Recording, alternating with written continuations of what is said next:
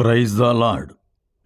మహాఘనుడును పరిశుద్ధుడునైన యేసుక్రీస్తు ప్రభువారి ప్రశస్తమైన నామమునకు స్తోత్రము కలుగునుగాక. ఆమేన్.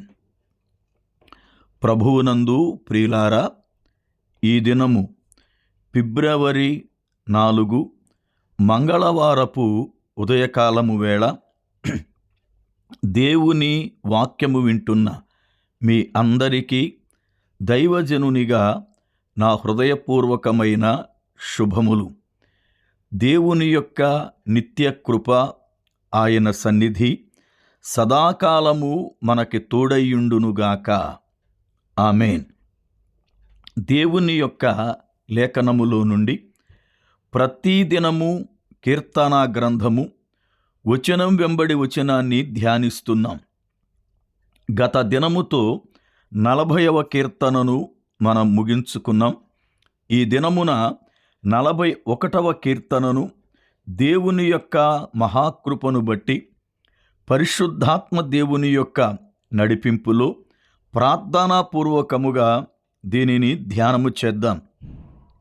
దీనిలో ఉన్న ప్రతి వచనము ద్వారా ప్రభువు మనతో మాట్లాడి మనలను బలపరచి ఆధ్యాత్మికమైన ఆశీర్వాదపు లోయలలోనికి నడిపించునుగాక.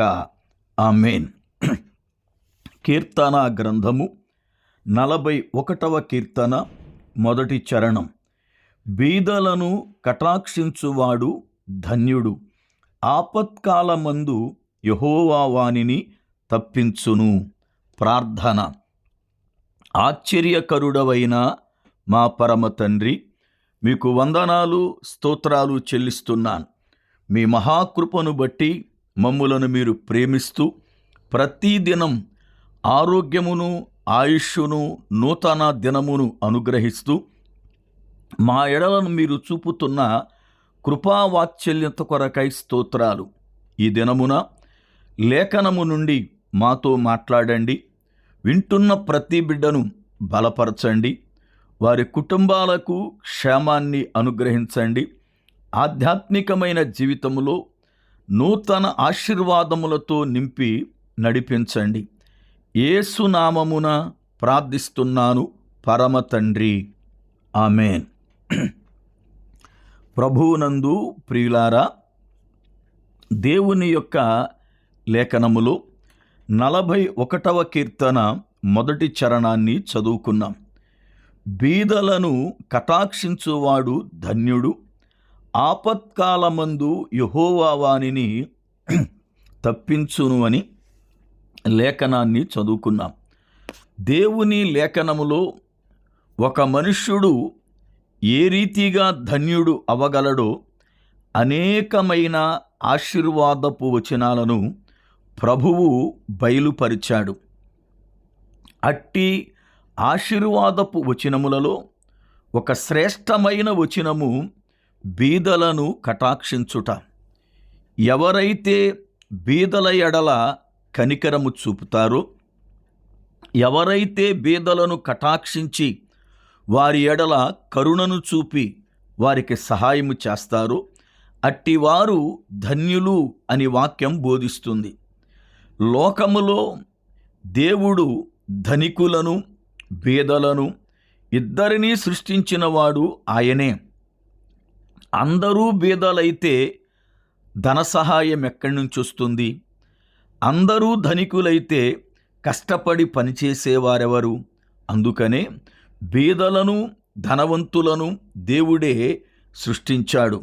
అయితే బీదల ఎడల ధనవంతులకు కటాక్షాన్ని పుట్టించి వారికి సహాయపడేటట్లుగా మనస్సును వారికి ప్రేరేపించి బీదల ఎడల కటాక్షాన్ని కలగజేసి ధనికులైన వారిని, ధనవంతులుగా ఉన్నటువంటి వారిని దేవుడు ధన్యులుగా చేస్తున్నాడు.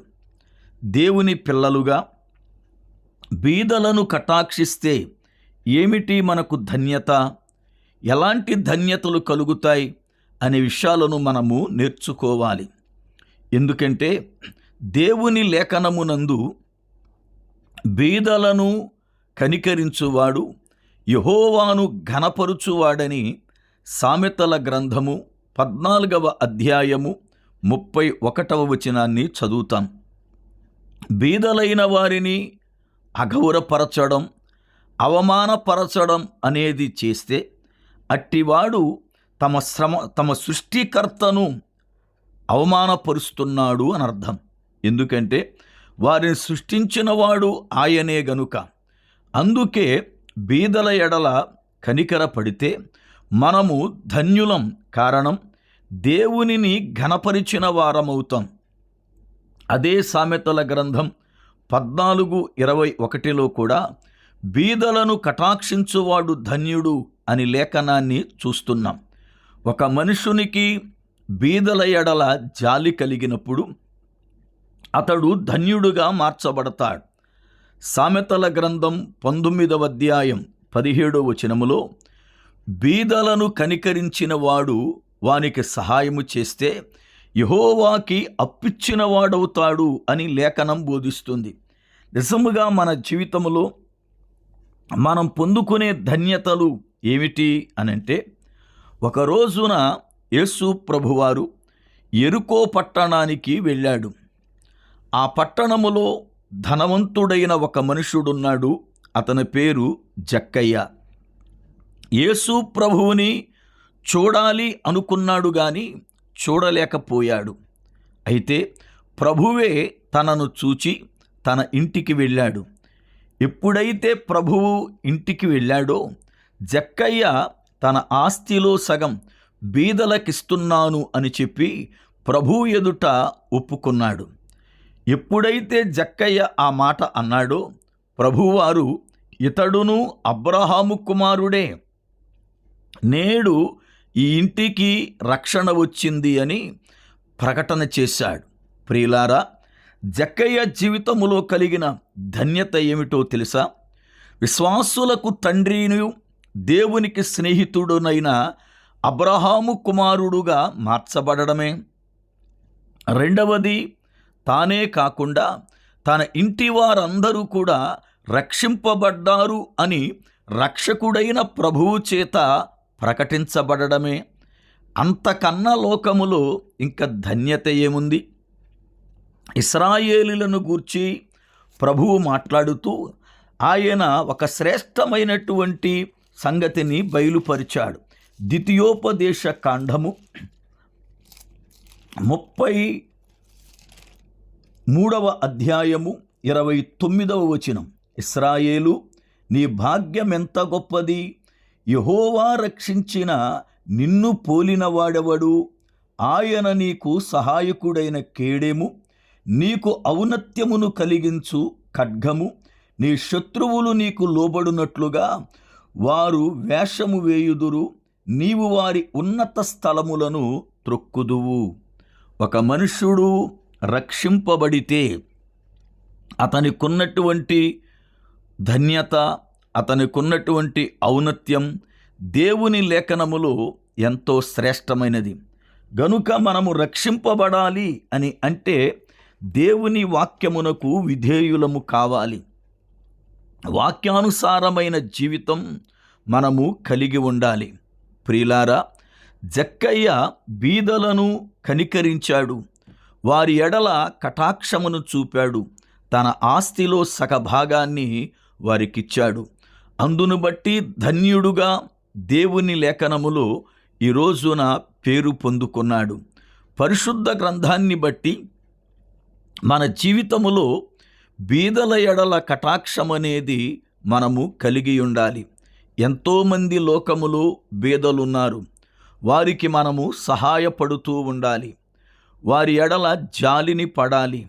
వారి విషయములో మనము ఏమాత్రము కూడా అపహాసము చేయువారిగా కానీ, వాళ్లను చిన్నబుచ్చువారముగా కానీ, వాళ్లను గేలి చేయువారముగా కానీ, వారి ఎడల కఠినము కానీ ఉండకూడదు. దేవుని పిల్లలుగా మనకు దేవుడిచ్చిన కృపాభాగ్యాన్ని బట్టి మనకున్న దానిలోనే మనకన్నా బీదలైన వారిని మనము కనికరించడం ఆశీర్వాదకరం. బీదలను కటాక్షిస్తే పరిశుద్ధ గ్రంథములో శ్రేష్టమైన ఆశీర్వాదాలు ఉన్నాయి. వాటిలో మొదటి ఆశీర్వాదము 41వ కీర్తన 1వ చరణములో చదువుతాం. ఆపత్కాలమందు యెహోవా వానిని తప్పించును అని. అనగా నీవు గాని నేను గాని బీదల ఎడల కటాక్షము కలిగి ఉంటే, మనకు ఆపత్ వచ్చినప్పుడు లేక మనం అపాయములో పడినప్పుడు, మనకు కీడు సంభవించినప్పుడు ప్రభువు దాని నుండి మనలను తప్పిస్తాడు. కారణం, బీదలైన వారిని మనము జ్ఞాపకం చేసుకున్నాము గనుక, వారి ఎడల మనకు కనికరము పుట్టింది గనుక, దానిని బట్టి దేవుడు మన ఎడల కరుణావాత్సల్యత కలిగిన వాడై మనము చేసినటువంటి ఆ కార్యము కొరకై గొప్ప ఆశీర్వాదాన్ని మనకు అనుగ్రహిస్తాడు. మన ఎదుట ఎన్నో అపాయాలు కనబడుతున్నాయి. మనం వెళుతున్న మార్గములో ఎన్నో పరిస్థితులు మనం ఎదుర్కొంటున్నాం.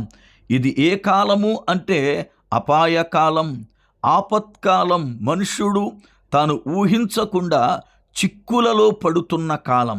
ఈ కాలములో మనము రక్షింపబడాలి అనంటే, ప్రభువు మనలను తప్పించాలి అంటే, మనకు కలిగిన దానిలోనే కొంత బీదలకు సహాయము చేయడం నేర్చుకోవాలి. అట్టి కనికర హృదయం మనము కలిగి ఉంటే, ప్రభువు కూడా మన ఎడల కనికర హృదయాన్ని కలిగి ఉంటాడు. దేవుని పిల్లలుగా ఎంతోమంది మన కన్నుల ముందు బీదలు కనబడుతుంటారు. వారిని మరిచిపోవద్దు. వారి విషయములో నిర్లక్ష్యతగా ఉండవద్దు. వారి ఎడల కటాక్షము చూపడం మనకది శ్రేష్టమైన ఆశీర్వాదం.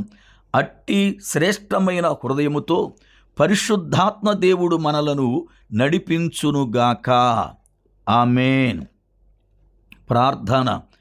సకల ఆశీర్వాదములకు కారకుడవైన మా పరమ తండ్రి, మీకు వందనాలు, స్తోత్రాలు చెల్లిస్తున్నాను.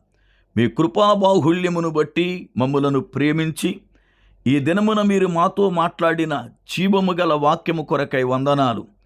వాక్యమిన్న బిడ్డలను దీవించండి. వారి కుటుంబాలకు ఆశీర్వాదం అనుగ్రహించి నడిపించి కృపచూపండి. యేసు నామమున ప్రార్థిస్తున్నాను పరమ తండ్రి. ఆమేన్. మన పరమ తండ్రి అయిన దేవుని ప్రేమ, ఆయన కుమారుడు మన రక్షకుడునైన ప్రభువారి శ్రేష్టమైన కృప, పరిశుద్ధాత్మ దేవుని యొక్క అన్యోన్య సహవాసము, ఆయన సన్నిధి మనకును సకల పరిశుద్ధులకును సదా తోడయుండి నడిపించునుగాక. ఆమేన్.